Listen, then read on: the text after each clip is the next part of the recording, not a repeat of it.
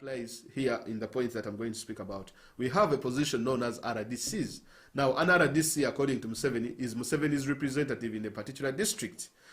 This is not a representative, but these are spies that are working for Museveni, that transmit information and tell Museveni about how the district is working here and there, so and so. So we have these so-called RDCs, over 100, I think, and whatever, how many districts do we have? 160. Museveni keeps on creating more districts over and over again, you know, inflating the budget of the country. I mean, it's really bad. It's bad. So we have the so-called RDCs. And there is this RDC who died of recent. He died of COVID-19. And before he died, he made statements that were threatening to people power supporters and were threatening to opposition supporters. That you, I'm going to play for you the clip. That you, who do you call yourself? The Electoral Commission should do this. The RDCs are the most arrogant people in the country. Now, this gentleman died of COVID of recent. And in Africa, we do not talk bad about people. But if you left things on record, it is also our role to tell people what you left on the earth. And we have to play it back. That is why you see most of the times me, I'm careful on what I say. Because some of us, we would not like to, you know, to look for those videos and people start playing them back. If people were careful, they should be careful on what they say and what they put through their tongues. So this gentleman, let us hear what he said. Now, after he said the word he said, you know that saying that they say that karma, you know, what goes around comes around, that, you know, karma is that stuff, right? So one of the people, his family members, he said he wasn't happy on how the government treated Museveni's closest ally in Iguru district. So here is the video of the gentleman warning people, that so-called RDC, who died of COVID-19. And then later on, during his burial, we're also going to see what one of the MCs or one of the leaders in that particular area said, and how this gentleman was treated whenever he went to the so-called hospitals that they say Museveni built. This gentleman was not even given a priority. All right, so let us see the video right now. Move round scientifically as prescribed by the Electoral Commission. Move round and protect the very electorate. Move round scientifically as prescribed by the Electoral Commission. Move round and protect the very electorate, because it would be useless for you to galvanize and mobilize people as a crowd, and the people get infected. Now, once they are infected and they die, who will elect you? People who are agitating our community to demonstrate, I want to warn them. We already have their lists, the list of those agitators. Don't you think that they have a trumpet mouth? We are going to lock their mouth like a lockdown. I'm a bit emotional, but my emotion is justified. And I would like to ask you, Honorable Minister, to send a very clear message to the President of the Republic of Uganda that we are extremely disappointed.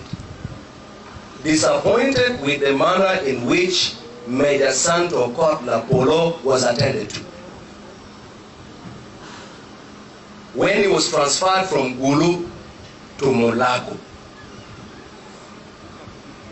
he was not given the attention he needed. Securing a bed at the intensive care unit was a struggle. Someone who sacrifices life, his entire energy, you can imagine the contribution Major Santo Kotla Polo made to this government. And you abandon him to suffer. Have a word with the doctor, with the daughter who is a medical doctor. She will tell you her experience. And from her own words, when she entered the intensive care unit, the kind of situation she found, all the people, about 17 who were in the ICU room, I mean the red line room, they were not being attended to. Nurses were not in to attend to them. Others were struggling for oxygen. And Santo Kotla Polo was there, stranded, nobody to attend to him. It took the intervention of so many people just to make sure he can have a bed in the ICU ward. How does that happen? This is not how a government should pay people who sacrifice to build a nation. So we want to appeal to you. Send a very clear message. And my disappointment, sir, this morning you had not yet arrived. We are told there is a team contracted by State House to come and prepare the grave. This morning they were telling us that there is a truck coming from Kampala with materials to make the grave. What kind of life is that? Does it require government to get a company from Kampala to come and make graves here in Acholi? And they were not there this morning. The local people started making the grave. And when we asked them, they said they are still waiting for a truck. We are told burial should take place in the morning. And then the team contracted comes in the morning, then we are waiting for a truck. It's a shame. It's a big shame. Does it require government to contract even service providers, catering services? You get them from Kampala. State House needs to get serious. So send our disappointment. We are extremely disappointed, and that is the message. Thank you. I don't want to laugh. I mean, but... Okay. So the gentleman that died, Museveni's RDC, whatever, representative, he was a Bushwar veteran, I think, as well. He's called Major Okot something. To be honest, I didn't even know who Major Okot is. You know, these army people, for me, I don't pay too much attention to them. Because most of them are thugs and bandits. I have no kind words to anyone in the military. I do not care how many ranks you have. Because even if you have those ranks, you are not going to show them anywhere. And, you know, except in Museveni's government, and they will give you a job. If you think that your ranks are so high, you take your ranks to Kenya and show them, hey, I'm a major from Uganda, and see if they will care. If you have those so-called medals that Museveni gives you, the so-called Narubare medal, you get your medal and you take it to Nigeria and show them, hey, I am one of Museveni, look, you don't play with me, I have a Narubare medal. No one cares. I swear. If I was in the military and I was given the honor of being a lieutenant, whatever, or a general, I would turn it down. Because there is nothing that it adds on me as an individual. What adds on you as an individual is how you conduct yourself. Within the populace, within your community, within the people. It is all that matters. So however, even if you have your general, whatever, general, because every year I hear general lieutenant, I don't even know what the ranks are. But African generals are just warmongers, bushmen, bandits, thugs. Only and only they deal in organized crime. That is all they are. So Major Okot, I don't know who you are. I don't know if you fought in the battle to liberate Uganda. Maybe where you come from, it might have been a good place and people there know you very well. But unfortunately, when I see anything to deal with generals, what is general? What does general mean? General, is it a general paper? Is it a general what? Because, you know, I did general paper in high school. So when I look at a general, I look at it as a paper as well, like a general paper. And such papers we used to crash, like you would study so hard, you would study a general paper and you go and score 90%. Generals. This is a general, or this is a major. Oh, if you are one of those, I saw recently they brought these so-called people. Oh, this one is Museveni's most trusted gentleman. The bat of, I hear, is the Lion of Mogadishu. I'm like, the Lion, who even cares about the Lion of Mogadishu? People don't even know you. No one knows you. Whatever you say, for us, our role. We are the Creoles. Is it called a Creole? Someone who keeps information. Like for us, our role is to get your words, archive them, and then when the time comes, we hold you to your word. It is the same thing that happened with Museveni's other bandit that he passed on. May God judge him. He's called Shabani Bantariza. He said that he will crush Bobi Wine with guns. I swear COVID took him. Museveni is keeping saying that, oh, when you gather so many, your people are going to die of COVID. It is Museveni's own people that are dying of COVID. He has lost ministers. He has lost fellow bushmen. He has, now this one also, Major Okot, I hear, he has also died of COVID. There is no one who has died in Bobby's camp of COVID. It is these older people that are dying of COVID. Now, Major Okot says, how can you hire people to gather? Now, when they die, who will vote for you? Oh, Mr. Okot, you are lucky you are going to vote for Museveni. This war that we are fighting against Museveni, there is some sort of divine intervention that we don't know where it is coming from. There is some sort of divine intervention. This is one thing that shows that people in NUP, people that support Bobi Wine, these people go to church, these people go to mosques, these people pray. These people fast. Museveni has not been to church. I do not know the last time he went to church. The only time he goes to church, the people in churches and mosques where they put money, they always have to look and see if the money is still there. That guy is not easy to be trusted. If he goes to the mosque, we need to check if everyone has their shoes. They might. He has stolen from the country. What would stop him from stealing from the church and stealing shoes from the mosque? The gentleman even steals churches and takes down church land. He has taken mosque land. Where will he even pray from? Every religion is crying of land being grabbed and taken by these people, the bandits, thugs, and thieves. If you are watching me from a different part of Africa, if Museveni ever visits your country, just look for your mineral resources and things and see if at all they are still there. The leaders that came before Museveni, they warned us. A gentleman called Paulo Muwanga. He told us people are celebrating that they have seen Museveni has come to power. But I know Museveni have lived with him. He's a very untrustworthy gentleman. He's a thug. He's a thief. You are going to cry for the rest of your time. Another gentleman, one of the leaders in post-colonial Africa, post-colonial Uganda, they warned us. They told us. They told our fathers, they told our grandfathers that if you meet Museveni, the two of you, and if you ever meet Museveni and the two of you talk, make sure you check your pockets after he has left.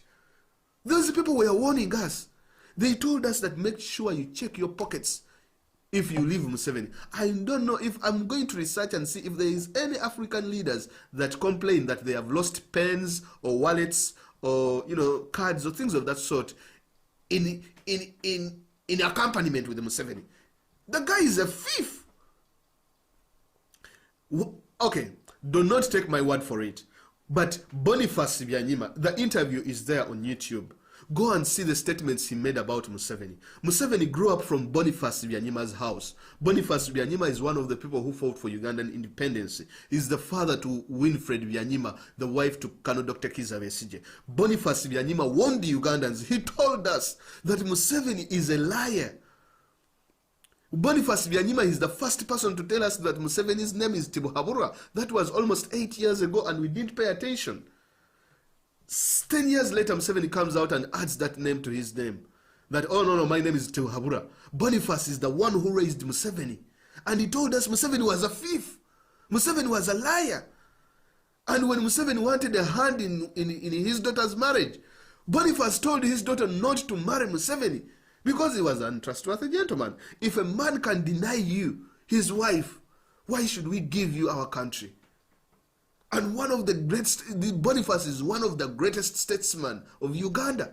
And he comes from the same region as Museveni, but he warned us. And even when he died, he still cursed Museveni. Even Museveni's strongest ally in East Africa, by the time they passed on, were cursing this gentleman. Julius Nyerere Kabambarage, he warned, he's the one who brought Museveni for us. But by the time he passed on, it is said that Kabambarage Nyerere Julius Mwalimu, whom Museveni mentions as his mentor, who didn't want to see Museveni at all. Because he's a very untrustworthy guy. Now, this gentleman called Major Okot, sorry for going into a rant, but Major Okot, right now, he succumbed to COVID-19. And to show him that he was nothing, that he was working for a person who didn't care about him, they made sure that he was taken from Gulu, where he was, that is around 100 miles from Kampala. I don't know the distance, but around 100, like a 6-hour distance. They had to drive him from Gulu, bring him to Kampala in Mulago Hospital. This is God's way of paying back people. This is God's way of showing people that, look, you said that the gentleman is the best. You say that you will lock people up using the, like we are going to, we have made lists. You have listed the people that you are going to arrest, you are going to get just because they are people power supporters. Well, we humans can make lists, but God has the best lists. He has a list of each and every one. He said, we are going to lock everyone up, and we are going to lock their mouths like lockdowns. Major Okot, if I call your name, can you reply? Can you reply? You might lock people's mouths like a lockdown, but we have someone that we believe in. I'm a big spiritual person. I believe in God. I don't care what you believe in, or you're atheist or whatever, but for as long as you believe in something that is out there that you can't see, yeah, that's me. I believe in God. And God is the master lockdown. Does that make sense? He put a lockdown on your mouth before you would put a lockdown that like you had promised. People, let us be careful what we say. When this gentleman died, I refrained from talking about him. And I waited to see if there is anything that people would bring up about the gentleman. Look what surfaced. Look what surfaced. And how can you not talk about this to warn your other people who are still working with Museveni that he is not going to care if you pass on? Museveni lived in the bush for like I don't know how many years. Over 1 million people died in Museveni's fighting. And 1 million more died when he came in power. And why would he care about Major Okot? Why would he care about Okot? He can't care. To the extent that the people who were going to build Okot's grave had to travel from Kampala to humiliate him and show him that even in Gulu, we will not get any of your counterparts to dig your grave. That is how humiliating Museveni is whenever you work for him. That is how he pays you back. The only people he cares about, they are people in the first family. The people who are near and close to him. Why can't people understand? Why can't people learn? Why can't people see these examples? People were there crying on what Museveni has done to the big man of their community. A gentleman who warned people that is going to lock their mouths like a lockdown. Well, for us, we believe in an arbitrary God and we believe in justice. We might not achieve justice on this world, but when we meet in the hereafter, we shall get the justice. You know why it is called a judgment day? That is why it is called a judgment day. You might kill people and think that you have killed everyone, but you will be held accountable. It might not be today. Time will come. You might have the watch. We have the time. Be careful. Be careful what you say. You can support Museveni, but do not reach that extent of making Museveni a god. Do not reach that extent where you cannot say, or where you cannot call Museveni out if he does something wrong. And the same should apply to us, even us in people power. For me, if Bobby Wine does something wrong, I call him out. If NUP guys do something wrong, I call them out. I call them out. But Okot, Major Okot died, but, you know, things happen. Do not reach that extent, because there is a life after Museveni. Don't reach that extent of dehumanizing every other person in the country just because they oppose you. Don't reach that extent. There are people who are in the NRM, they support Museveni. They don't support people power or Bobby Wine. Why is it that those people, there are some people who have passed on even when they do support Museveni openly, but these people, still people, you know, when they passed on, still people loved them. People felt a bit of grief when these people passed on. Even Abiriga himself, Abiriga was a staunch NRM supporter. But when Abiriga passed on, you could see some people in the opposition, they're like, okay, yeah, Abiriga was gunned down, but still, we know you're supporting Bobby Museveni, but still, you know. Chirumira Muhammad, he supported Museveni. But the people who went to his burial were all opposition. Why can't you emulate people like this, who can call out what is bad and call it bad? Call what is good, good. And do not attack the other person's candidate. Major Okot, I'm not a judge. I only present what happened. I don't want to judge people. The role, that's not my role, because I've not lived Major Okot's life. But what we say on our lips, you know, it creates a picture to let us know who you are. The role of judging is to God. It's not mine. For me, it's just to present you with what the gentleman left and how we can learn from it.